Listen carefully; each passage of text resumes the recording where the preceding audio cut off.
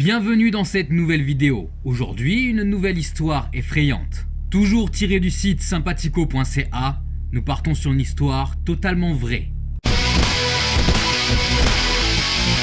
C'était une nuit sombre et brumeuse.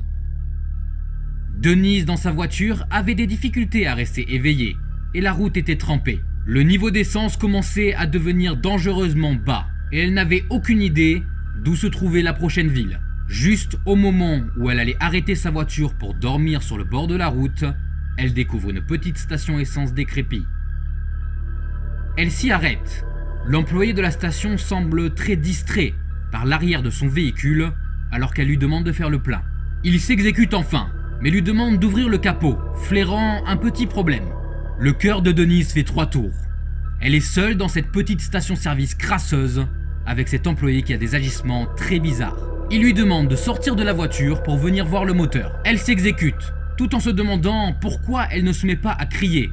Aussitôt arrivé devant la voiture, il lui attrape le bras et lui dit « Cette voiture a besoin d'une remorqueuse, venez avec moi dans mon bureau ».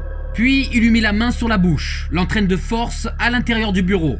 Arrivé à l'intérieur, il lui dit « Il y a un homme couché sur le siège arrière de votre véhicule. Nous devrions appeler la police ».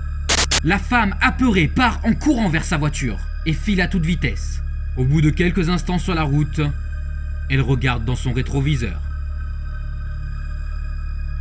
Elle y voit un homme, avec un chandail à capuchon et une hache à la main, sur sa banquette arrière. D'un mouvement de bras, il décapite la pauvre femme avec sa hache.